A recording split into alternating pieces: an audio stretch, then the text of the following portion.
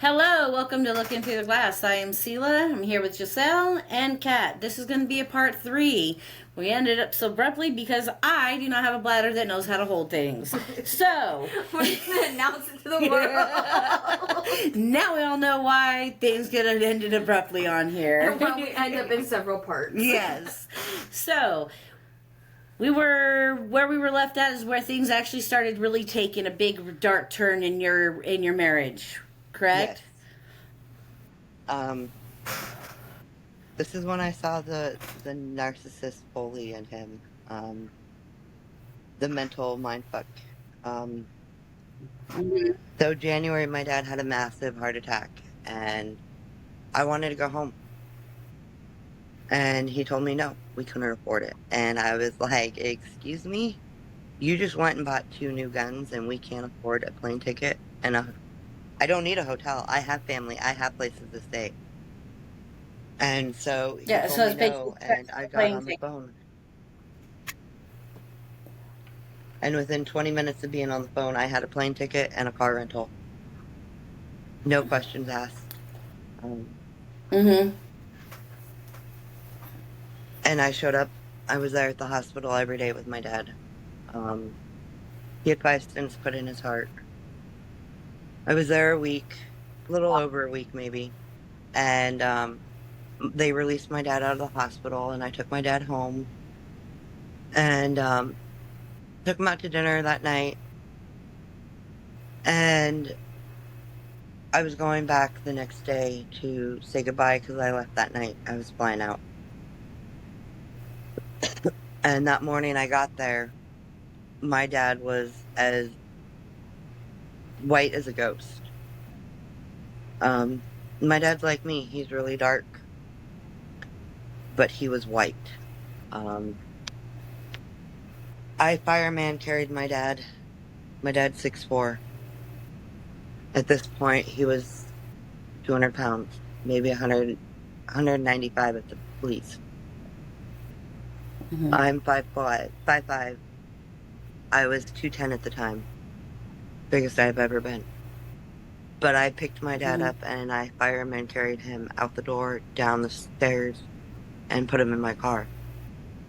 And when I say I ran every red light, I ran every red light to get my dad to the hospital. They ended up light for lifing him from the hospital to the VA hospital. I beat them there. They took my dad back in, and one of the stents had moved and was blocking a main artery in his heart. So he went in for surgery again, and before I even left the hospital, I called Chris and told him, hey, I'm not going to be home. I had already called my cousin, who lived in Texas. She was 20 to 45 minutes, just depending on traffic from where we were at. Chris had to go back to work. But she was willing to pick up the kids, all 3 of them, take them to her house, and get them to and from school every day. I had already talked to the school. Because by the time they finally moved my dad, it was at the night. And it was already nighttime. So I had all day making these phone calls. And I had called Chris first and told him, Dad's back in the hospital. I don't know if I'll be coming home tonight. We don't know.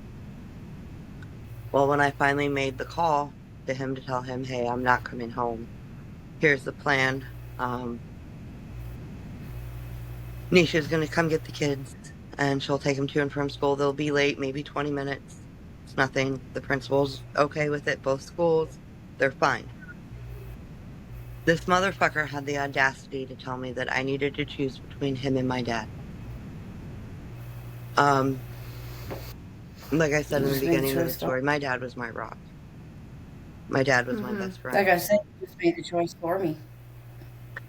And I told him, I said, Chris, you really need to rethink that thing you're telling me, because that's not a choice I'm willing to make.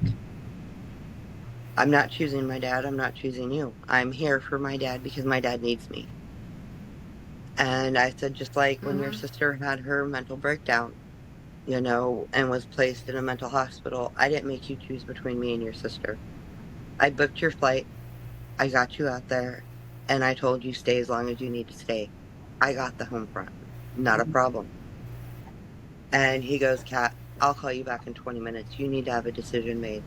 And I told him, I said, before you hang up this phone, you need to understand if you are making me choose between you and my dad, then that choice is already made. Mm-hmm. He called me back 20 minutes later, and in that 20 minutes, I called his mom, and his mom was floored. She flat out told me, Kat, you are where you need to be. You are doing the right thing. And in the time that I was talking to her, she booked a plane from Seattle to Texas, and she was going to be there the next morning. She hung up with me, and Chris called me because I told her, well, Chris will be calling me here any minute. And she told me, she goes, stand on what you said. You're doing the right thing. You're there for your dad. And Chris called me and he goes, so what's your decision? I said, I'm not coming home. I'm staying and tell my dad I know my dad's okay. I said, because if I go home and my dad passes away, I can't live with myself. Yeah. I said, my dad has always been there for me. Why the fuck would I not be there for my dad right now? The kids are taken care of. Go back to fucking work. Do whatever you need to do, because obviously family has never been your number one priority. It's always been work. Well, I have to work to pay our bills. I said, there's a thing called FMLA, and you do qualify for this right now because it is a family medical emergency. I'm your wife. Your father-in-law is having a massive heart attack, and we don't know if he's going to make it 24 hours. Mm-hmm. And by this point, I'm driving. I'm in the rental car. I am going from Longmont to Denver. It's an hour drive. I made it to Denver in 24 minutes. I beat the hospital, the flight for life there. Or I beat him making it into the room that they were giving him. Mm-hmm. I sat with him, and they took him into surgery, and one of the stents had moved and was blocking his artery. He stayed another 5 days. I stayed another 5 days. And I went home. And Chris had sorry, I'm trying to think of the dates. Yeah. Chris had a week before, so I get home and his mom's still there. And the night that I get home, Luke acts out horribly. I mean, disrespectful, arguing, fighting with me, talking to me the way his father talks to me. And I called Chris and I'm like, you need to help intervene. You need to talk to your son. You need to put your son in check. This is not okay. Mm-hmm. Chris's mom is backing me on this 110%. And Chris's reply was, I don't have time for this. I need to go to bed. Straw 2. Chris's mom calls him and calls him out. I mean, she chewed his ass every side, upside, downside, inside, outside. And the next day, Chris calls me and he's like, I'm sorry, I was busy. Come to find out, he was seeing the lot lizard that he is now with right now. I take Chris's mom to the airport. She leaves a couple days later. The one good thing of having her there during this time was I got to spend some time with Luke. I took Luke out shopping. We went and bought a skateboard. We did some things that we hadn't been able to do in a long time. Have that one-on-one time, because even when Chris was home, I still couldn't take the kids one-on-one and do one-on-one things. I constantly had the 3 boys with me, no matter what. So Luke and I started a lot of healing. We started a lot of communication. And Luke and I were really doing good.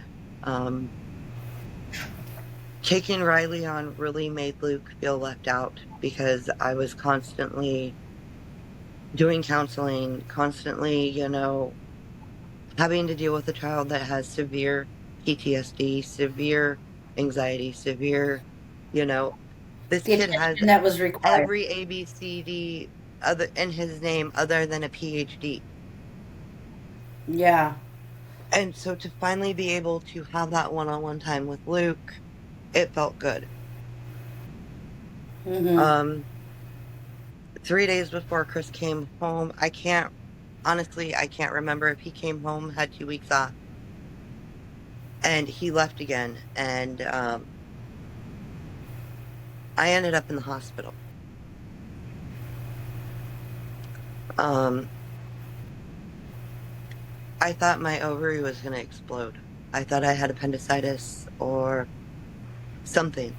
And I was sitting in the emergency room. I could not get up and walk. My kids had to roll me over and put a rug on me, underneath me, and drag me out of the bathroom into the living room to get me out of the bathroom. Um, Wow. my cousin came, and in between her and Luke and Rye, they picked me up and put me in her truck so that I could go to the hospital. Um, they did ultrasounds, they did CAT scans, they did, the whole lineup, they did blood work. They could see that I had a cyst on my ovary, which it isn't common, or not common. I have polycystic ovarian syndrome, and um, We understand. I go home, they give me medication. The next day, I get a call from the hospital. We need you to come back in. You need to go to your doctor's office, and you tested positive for 2 STDs.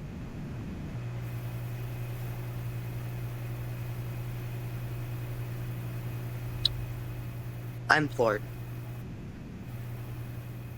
During this time that I had came home, I had reconnected with Jared, um, my high school sweetheart. And, he tried to advocate for my ex-husband a lot during this, and we were just friends.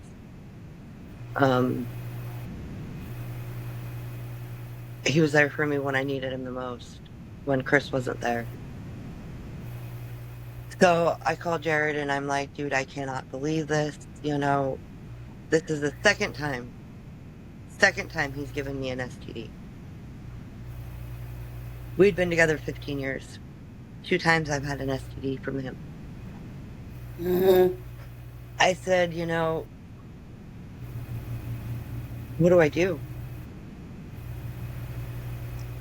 I said, I can't even face him. I said, I'm so angry. He's like, Kat, you guys have been together, make it work, work it out, go to counseling, give him a chance, that whole thing, good friends try and tell you to keep your marriage going. And Chris comes home, and because of the size of the cyst that was on my ovary, they wanted to go in and do a partial hysterectomy, remove my right side ovary, because that's the one that always acts up. It can get cysts from the size of a grape to the size of a softball. Wow. I was done having kids. My tubes are tied. And I asked Chris, I said, I need to know when do you want me to schedule the surgery, that your first week or your second week home? And he looked at me dead in the eyes and goes, it's not my fucking problem. Figure it the fuck out on your own. And Wow. I had not told him about the STD he gave me. And so I look at him, I said, oh, just like it's my fucking problem to deal with the STDs you gave me. I said, thank God they're curable. I said, the HPV,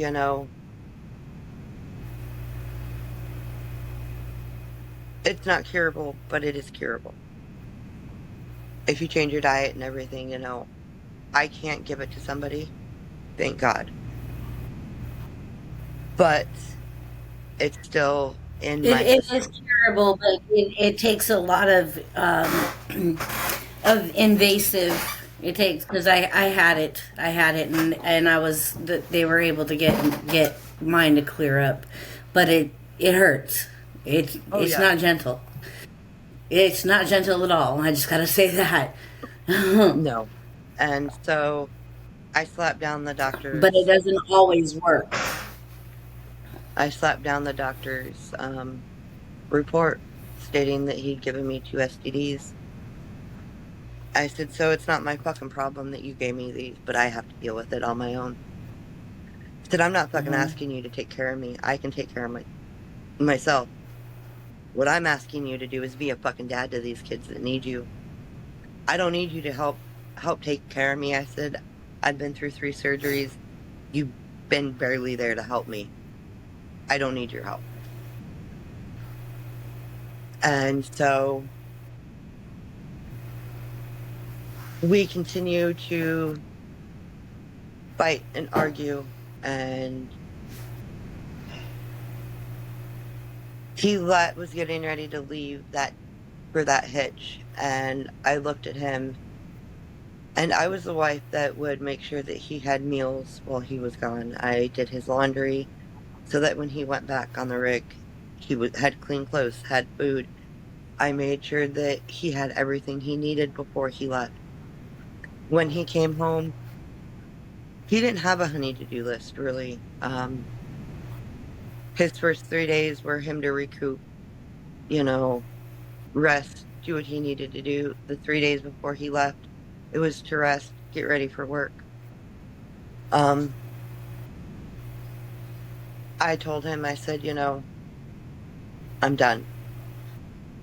I'm really done. It's breaking straw, and I want a divorce. And he goes, let's take some space. Let's think about this. Let's, take this 2 weeks to really figure out if that's what we want. And I was like, I'm done. I'm done.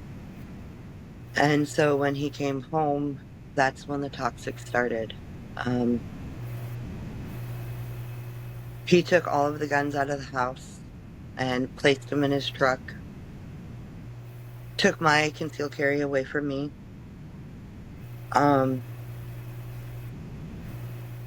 For control, manipulation. He started taking tools to his work location in Odessa and started hiding tools. While we were together, this man Snap-on account, it was enough to buy 2 homes. Hmm. Um, I understand the Snap-on account. I dealt with them. $200,000 in tools. My dad gave him his toolbox full of Snap-on tools.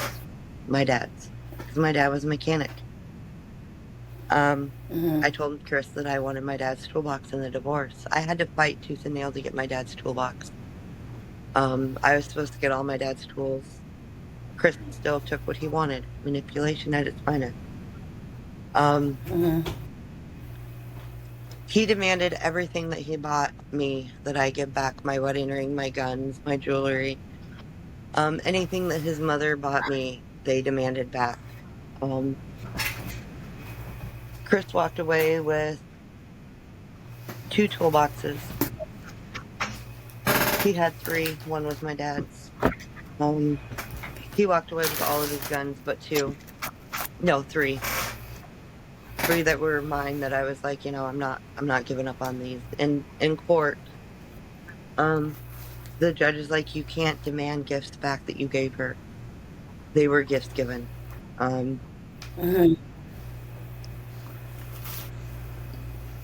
In our divorce, I could not leave the county, I could not leave the school zone that I lived in because it was in our divorce decree that way. Hmm.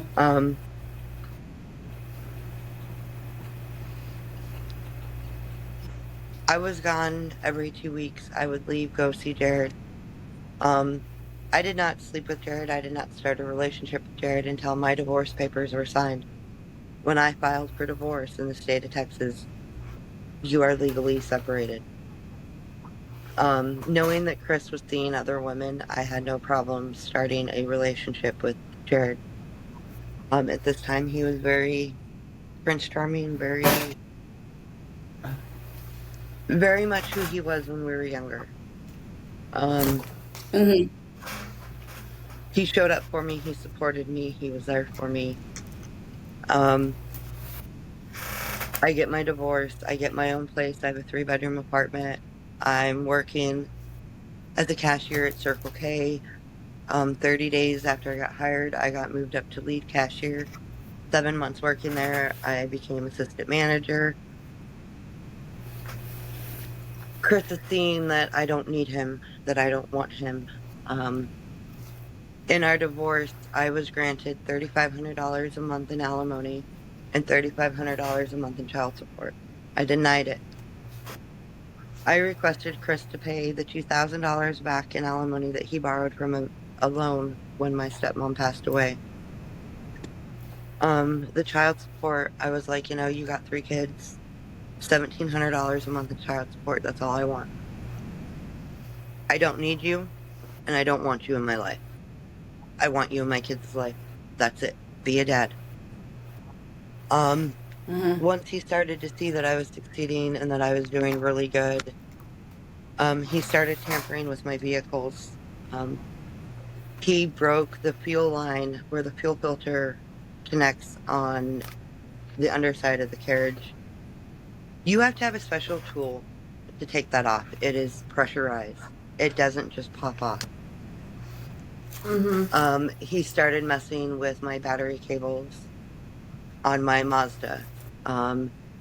He loosened up the wheel seal on my Silverado so that I was having issues making it to and from work. And in the process of all of this, he is manipulating Luke, my 15-year-old at the time, to falsify child abuse, child neglect. He convinced my son to do a false suicide attempt at this point while in my care.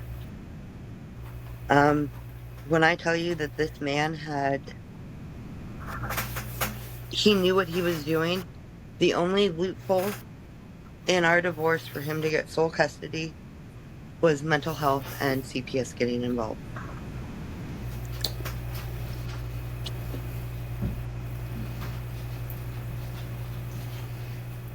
So during this toxicity and him bribing my son, my dad passes away December 21st, 21. My world rumbles. I sat in my Suburban for 3 days. I couldn't move. Yeah. I couldn't stop crying. I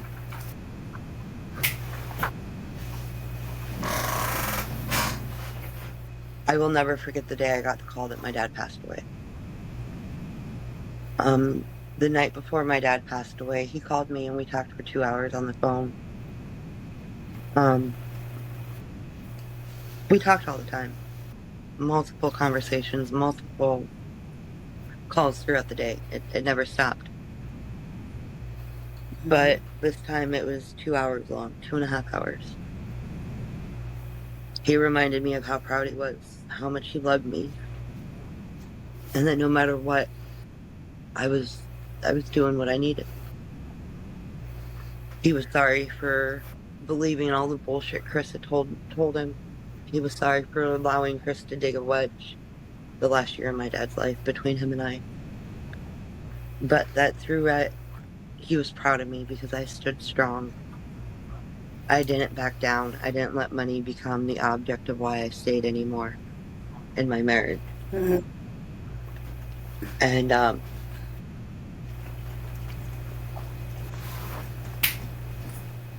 before my dad hung up, he goes, "I love you. I'm proud of you. Do right by those boys. You're doing great. And I am so proud of you. You got 18 years. Or, no, I had 17. I had 17 years sober. I can't remember. I'll have to do the math. But I had so much time sober. And my dad goes, you and I, we celebrate the same date, the same year in our addiction to drugs. He goes, but because of you, I have 36 years sobriety from alcohol. Work your program. There's going to be bumps, but pick back up where you left off. Mhm. And my dad hung up with me, and I kind of had a feeling, I knew something was wrong. My dad was supposed to come down for Christmas, and we couldn't get his dialysis set up. But my dad didn't want me to go down there and get him, or us go down there to him. He wanted to come down here. I found out a couple years later that my dad knew he was dying. His doctor told him he had 2 weeks to live. His body was rejecting the dialysis. And if I would have known that, I would have went and seen my dad. But my dad didn't want me to see him that way. Yeah. 20 minutes later, after the phone call, my dad passed away.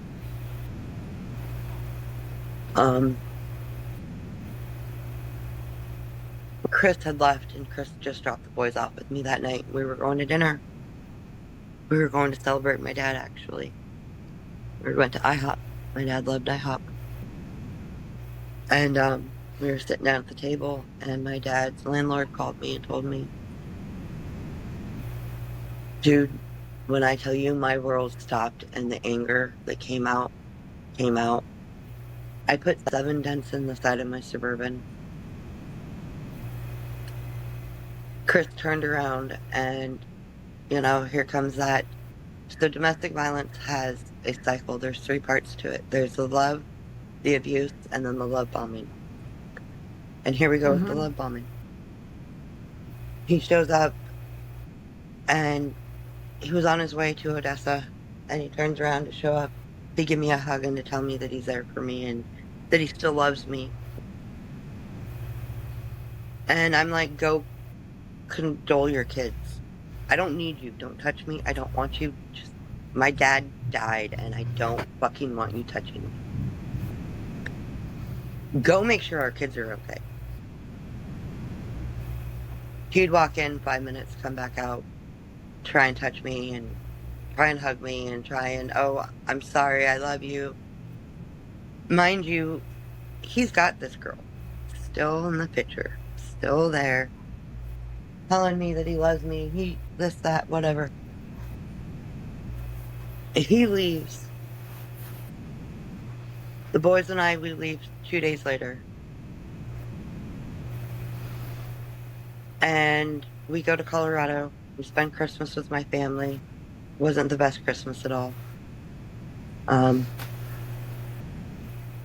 handle my dad's assets. We get everything handled with my dad. We come back. Christmas break is over. New Year's break is over. Luke goes back to school, and Luke gets into a fight at school. My rules on fighting are, you are not to swing first. You are to defend yourself. And once the fight is done, you walk away. Well, Luke, because somebody talked poorly about my dad, and Luke wanted to get his anger out, he swung at a kid in a bathroom. He got caught fighting in the bathroom.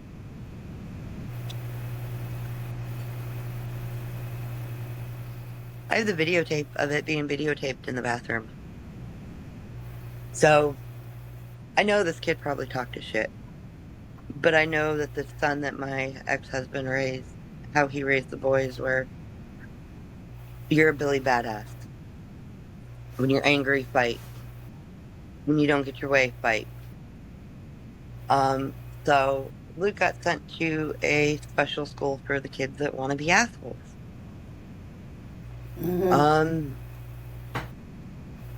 He was grounded at my house. No cell phone, no PlayStation, no TV. You could go outside and play. You could go outside, kick a ball. You can sit in your room and stare at a blank wall. I don't care. You got suspended from school. You got yourself into trouble. Well, here comes fun, Dad. Well, when I go to Dad's, I can play the PlayStation. I can watch TV. I can be on my phone. I can ride the Harley Dad bought me. Well, that's Dad's rules. These are my rules. Guess what? Buckle up, because until you go back to regular school, you're grounded. No ands, ifs, or buts about it. You come home, you do your homework, you do your chores. You're not getting on the computer, you're not getting on your PlayStation, you're not getting on the phone. Simply put, you're done. So that became a real big turf between Luke and I.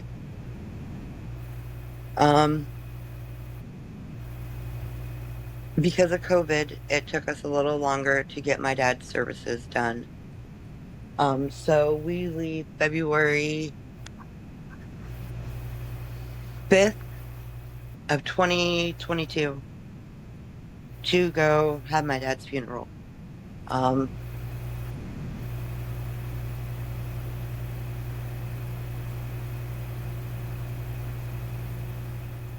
I planned most of it. I did the video. My brother and my sister did one thing of fake flowers and a cross. I forked out over $4,000 for my dad's funeral. My siblings were supposed to pay me back. They never did. So here comes Chris.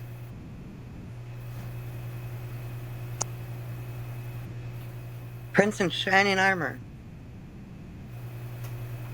I'll pay it. I can put it on a credit card. You guys can all pay me back your portion. So I agree to it. My brother agrees to it. My sister agrees to it.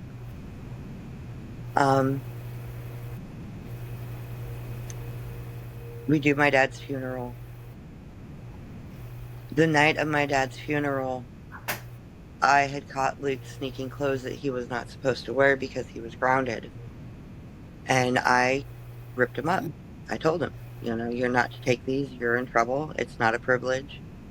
You lost that privilege when you decided to swing at an innocent kid. Mm-hmm.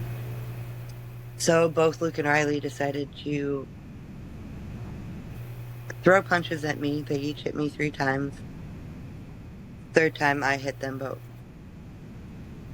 Riley goes to take off, and I go after Riley, and next thing I know, he shoves me so hard I go flying backwards. Bounce my head up off the floor, and I call Chris, and I'm like, and this is at my mom's house. And I tell Chris what the boys had done, and he goes, good, you deserved it. Excuse me? You're telling our kids that it's okay to put hands on their mom. And he's like, absolutely, you fucking brought this on you. You deserve this. I hung up with him. So from that moment on, the minute I got home, I put cameras in my house that could watch my entire household. Yeah.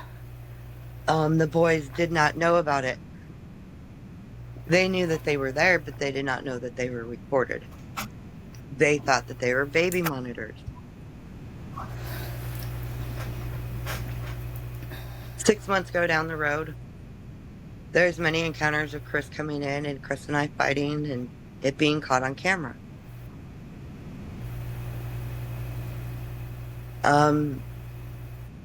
Luke gets physical with Dylan and I ground Luke, take Luke's phone away, I call Chris. And they play it out into Luke is suicidal now. So I call the ambulance, I call the cops, and I tell the officer, I said, I need you to take him down to the hospital because I know the minute I put him in my car, he's going to get out and run. And Chris is on the phone with Luke, and it's caught on the PD's camera, their little body cams. Chris denied Luke the access to go to the hospital. And the officer goes, sir, wrong, no. The kids are in her care. This is a life-threatening issue. We are taking him to the hospital. He needs to be held on his mental hold. Mm-hmm. Jared is staying with the 2 kids, Luke and Ryan. I go with Luke to the hospital. I sit with Luke. Chris is 4 hours away. Now, if I were to get the call that my son's being placed on a mental hold, I would have been like, I don't care. Fire me. Let me go. I'm leaving. I need to be with my kid. No. Yeah. We are there 4 hours. They do their evaluation. They decide that Luke needs to go to the mental hospital there in Parker Heights, or no, in Belton. It is one of the best mental hospitals in Bell County. They are getting ready to transport Luke. Chris calls. He's got our divorce papers. He's got our divorce decree all printed up, all pinged in on the medical decision making. We have to agree. And if we disagree, they have to be held. Chris made Luke wait 18 hours. And in the state of Texas, as you know, you have to follow your divorce decree to a T. I have Riley, who was 14, and I have Dylan, who is 9 years old at home with my boyfriend. In my divorce decree, it states that my kids cannot be left overnight with a significant other on either party. So I can't leave to go get my kids because my kids cannot sit in the hospital with me. Chris knew this. He knew what he was doing. I cannot remove Luke because then I will be charged with child abuse. So either way I'm looking at it, I'm fucked. Chris offers his girlfriend to come sit with Luke because, God forbid, he can't leave work to come sit with his kid so that we can, move forward with this. So Luke can get the help that he needs. So, because I had to leave, because I could not leave the other two kids home alone with my boyfriend, because it was in our court orders, a CPS case got started. Well, during the CPS case, Luke and Chris made me out to be the villain of their story. Luke had told the CPS lady that I had broken Luke's arm, I had broken his cheekbone, I had broken ribs. I had body slammed him from the top tier bunk of his bed onto the floor. I had choked him to the point of blacking out. I had thrown knives at him. I had thrown dishes at him. I had hit him many times on camera or in the house. At this point, he's being held at the mental hospital in Parker Heights, a complete bottom scale, like the worst of the worst. And I'm at work. CPS calls me. We need to come do a welfare check. She talks to the two kids. I didn't invite her in. She walked through the house, seen that there was food. I didn't clean. I didn't do nothing. I let her see the house as it was. And she interviewed the two kids separately, and their story was the same thing, The worst mom does is yell. That is mom's worst thing she does is she yells at us because we don't listen. We're kids. We don't listen. So mom yells. She talked to my neighbors. My neighbors said, she's a really good mom. She's doing the best she can. Luke is very rebellious. Luke is very argumentative. He's very physical with the other two boys. She comes and talks to me, and she tries and gets me to sign this legal paperwork stating that I was owning to these abuse charges. They were trying to hit me with 9 counts of child abuse, 3 counts on each kid. I refused. I continued having my conversation with her. And right before she left, I said, I have something for you. I said, I'm going to give you 2 SD cards, and you can go home tonight. You can have your bonbons. You can have your fucking glass of wine. And you can watch this. This is my entire life in the last 6 months. And when you find something that you can charge me with, by all means, come back and arrest me. But until then, stay the fuck out of my life. Yeah. And I told her, I said, you'll see me have sex on my kitchen table. You'll see me have sex in my living room. But my kids weren't home. They were with their dad. I said, I will own this right now. I said when my son was grounded for fighting at school, I put my hand through a 72-inch TV because I told him I came home from work and he was on his computer or on the PlayStation and he wasn't supposed to be. I told him to get off, do his homework, and he told me, fuck you. I could not destroy the PlayStation because Dad bought it. Therefore, it'd be destruction of property. Domestic violence. So I put my hand through my TV. I don't mind. I can pull up TV on my phone. Don't care. I I said, that is the worst you will see me do. And she goes, well, I feel that it is in the best interest of Luke to remove him from the home. I said, absolutely. I said, I love Luke, but I'm not going to sit here and be dragged through the mud on bullshit that I didn't do. He can stay with his dad 1 year until we do some intense counseling and I see progress in our relationship and the hate and the blame stops, because his dad convinced him that I'm the one that stepped out of our marriage. I'm the one that broke up our family. I'm the one that caused this divorce, because Chris could not be held accountable for any of his actions. Chris convinced Luke that I was having an affair with Jared from day one that we moved to Texas. Wasn't the case. And I will say this again, I did not sleep with Jared until my divorce papers were signed. My divorce wasn't granted, but in the state of Texas, we were legally separated. And I even asked my lawyer, I said, am I gonna be held accountable for if I decide to move forward? I said, I know he's already in a relationship. And my lawyer was like, no, you guys are legally separated right now. I said, okay. And the caseworker at this time was like, are you sure that you are okay with this? I said, ma'am, I said, I got 2 other kids that I got to think about. The whole reason that this whole thing started was because Luke grabbed Dylan backwards, arched his back forward, and threw him down to the ground because Dylan was watching TV and Luke didn't get to watch TV. I said, his dad is encouraging this bad behavior. And mind you, there were many messages on Luke's phone that had been concerning that Chris just, oh, he's being a kid. No, it was outbursts. It was things that needed to be handled, and Dad allowed it. Dad encouraged that bad behavior. And so I let Luke come into the house to get anything he wanted. I had no problem with it. The only thing this kid wanted was his PlayStation and his game. And that was it. Yes. And DPS was there, and she told him, you know, your mom's not letting you back in here until you guys do counseling, this, that, and the other. And all he wanted was that. And then he wanted to stand there and fight with me. And I was like, I'm not fighting with you. This is not the place, not the time. Get your stuff and go.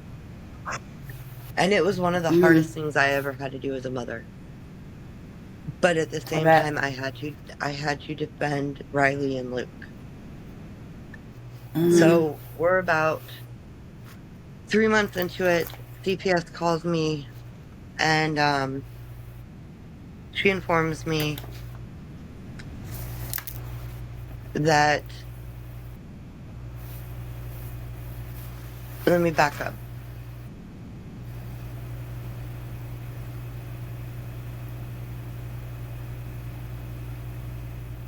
Right before CPS called me, I found Riley stealing my belongings, jewelry, all kinds of things that Chris had given me back in our divorce that was court ordered to go back to me. And I caught Riley stealing them, and I grounded Riley, and I called Riley out on it, and I confronted Chris about it. And 3 days later, CPS calls me, and they're like, Miss Boy, all charges on you are dropped. The investigation is found to be untrue. The thing that saved your life, because these were some pretty serious charges. I was looking at 15 years in prison for something I never did. And the state of Texas, they don't play when it comes to abuse. And I started crying. I said, so I'm not facing any charges, you know. I'm innocent in this. She goes, absolutely. She goes, now I'm going to say this. She goes, wow, when your kids are gone, you can have a lot of sex. I was like, yep. She goes, but I do need to say, you know, I could not handle some of the fights that happened in that house. If those were my kids, I probably would have whooped my kids' ass, especially the way Luke talked to you. And I said, I know. I said, but being a child of abuse from your parent, it makes you rethink that. You know, I can tell you right now that I've spanked my kids each maybe 5 times with a belt. But it was something that deserved an ass whooping. I smacked Luke in his mouth twice. And one time it was for a fuck you bitch, and the other time was go fuck yourself. Absolutely, I smacked him in his mouth. You don't talk to me that way. I don't care who you are. You're much nicer, mommy, than I am. So the CPS lady informed me that they were gonna charge my ex-husband with child abuse because he refused Luke the medical attention that he needed. Made him wait 18 hours, denied him medical help when he needed it. That day that the CPS worker called me, Chris was blowing up my phone wanting to come get Luke's stuff, wanting access to my house, and I was like, no, I'm sick. I had the flu.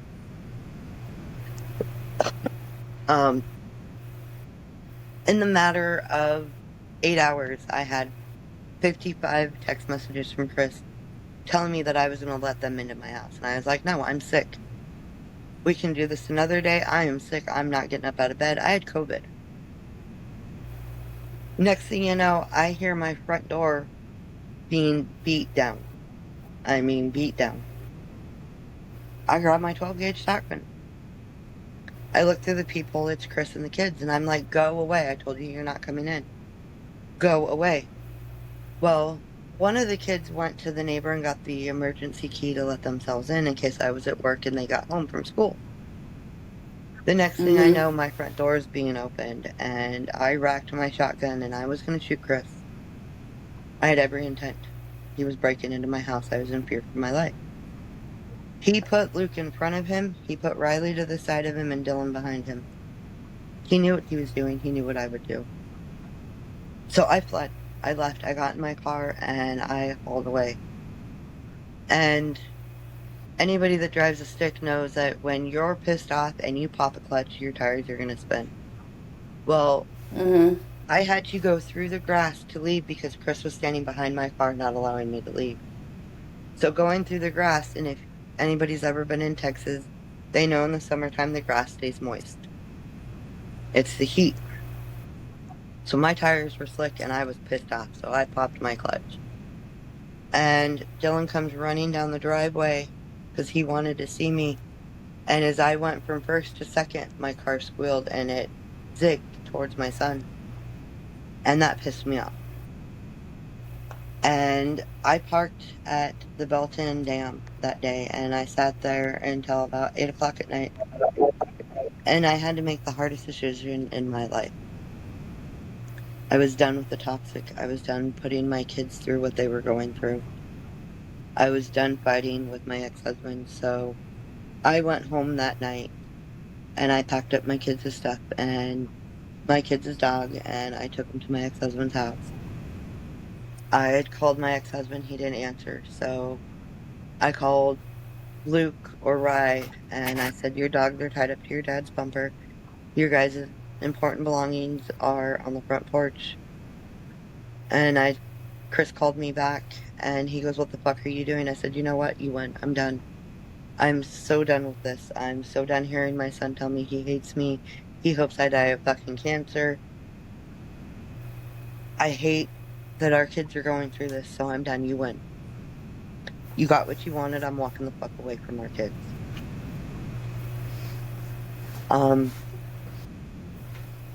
By October of 2022, I had relapsed. I was about 6 months shy of 18 years at this point. When they say that you pick up where you left off, you absolutely do.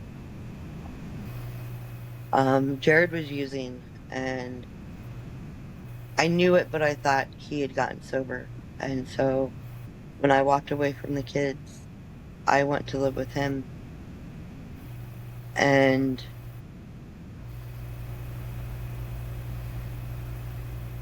I was using daily, every day. In November, I had seen Dylan, and it was for my birthday. And Jared made it a fight. And so I didn't get to see Dylan from then on.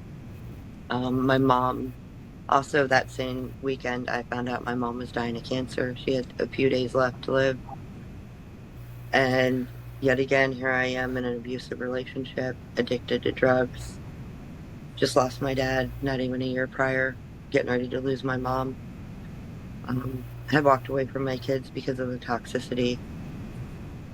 And this man that says that he loves me, I'm seeing that he truly doesn't love me.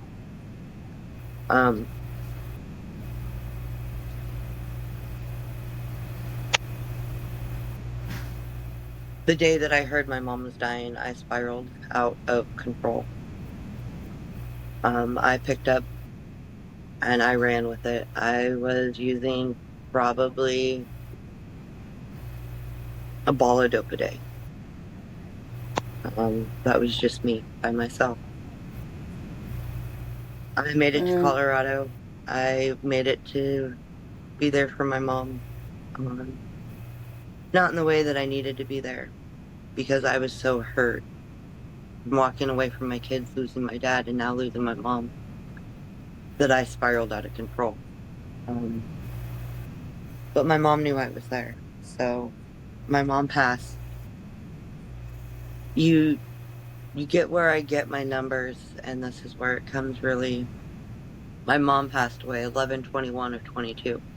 My dad passed away 12/21 of 21. Each one of my parents have 1 and 2s. 3 1s, 3 2s. That's where I get 11. You and I will have to have a little conversation. Yeah, you and I are going to have a little conversation a little bit later with numbers. So my mom passed away. Because I've been wondering where the numbers are coming from. Yeah. Told me I was the biggest piece of shit. My mom hated me. My dad would be beside himself. They sold everything of my mom's.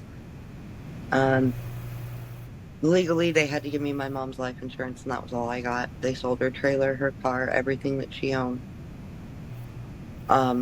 Did not follow my mom's will. They actually destroyed my mom's will while my mom was in the hospital.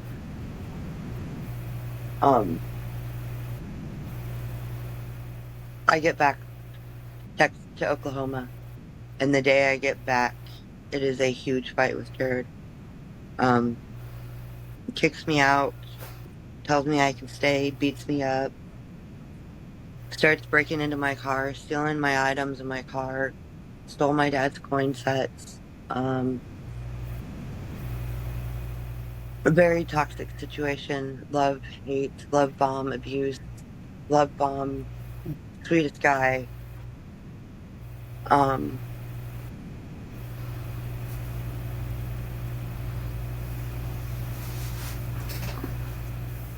Come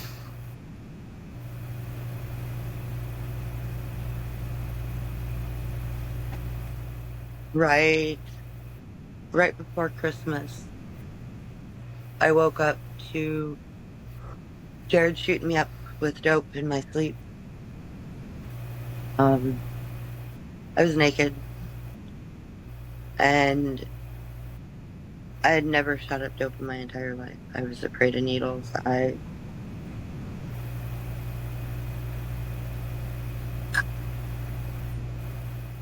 Here I am being forced to do it and forced to have sex with him.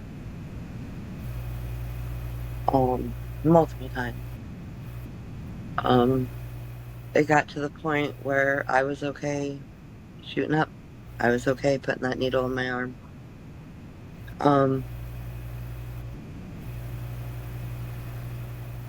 That's when the self-harming started again. Every time that he would shoot me up and force me to have sex, I would cut on my leg. There's probably over 50 scars on my legs from that. And then I started self-harming on my arms.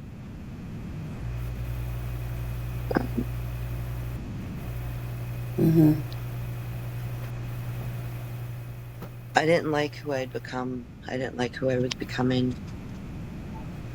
I loved him, and I was so broken that I was willing to accept anything for love. It didn't matter what it was.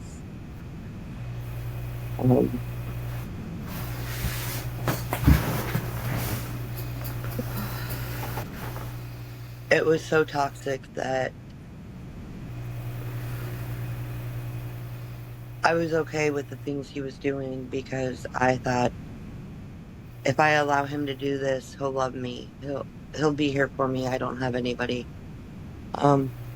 This man cleaned out my mom's life insurance in a matter of 3 months. This man stole all my dad's coins.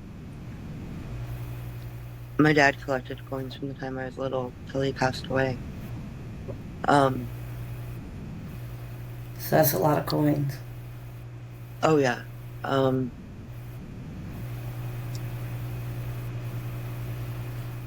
He would steal my stuff and make it seem like it was me, that I was so out there that I misplaced it and that it wasn't mine, and that narcissist abuse. When I say I dance with the devil, I dance with the fucking devil.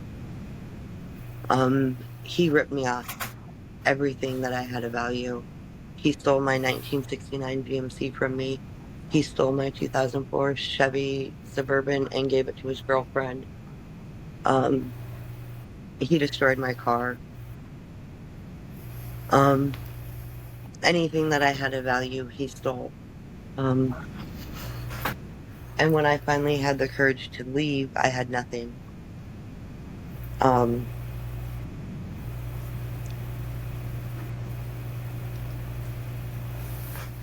Now, the shit that he took that wasn't worth value was in a storage unit.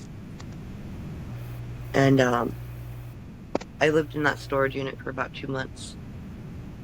And I ended up in Temple, Texas somehow. And this was May of 2023.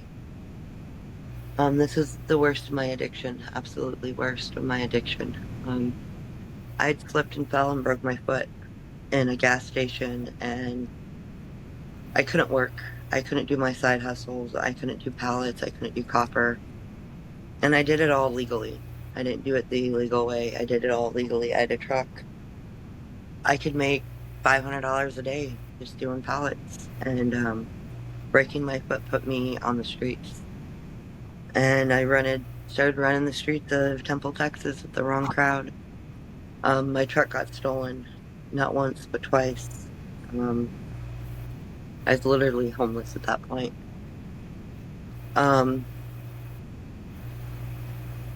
I was sleeping in alleys, going to the soup kitchen to eat lunch, going to the well for showers and clothes.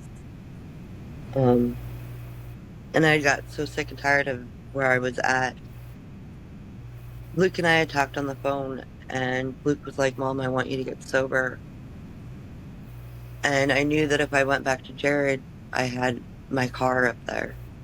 And the only reason he didn't get my car was because my car was being stored in a collision lot because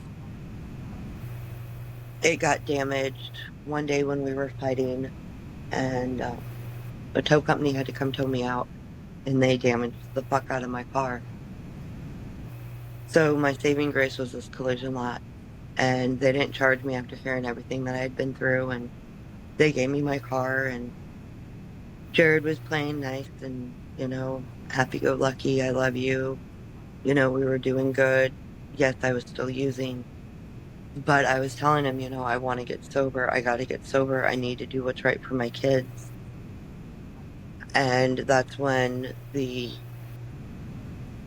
skeleton in his closet came out. And this is the first time I'm ever going to Can I share this. stop you right there? Can I stop you right there? And we'll do another part. Yes. Okay. Well, I guess we're going to have another part 4 for Kat. Thank you for looking into the glass. This is where it's